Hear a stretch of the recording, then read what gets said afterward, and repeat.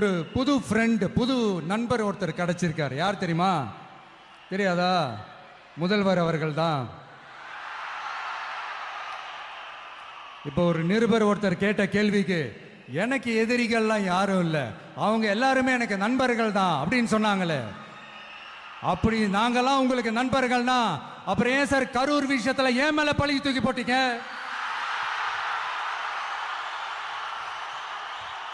உங்களுக்கு மனசாட்சின்னு ஒண்ணு இருந்தா அப்படி பேசிருப்பீங்களா?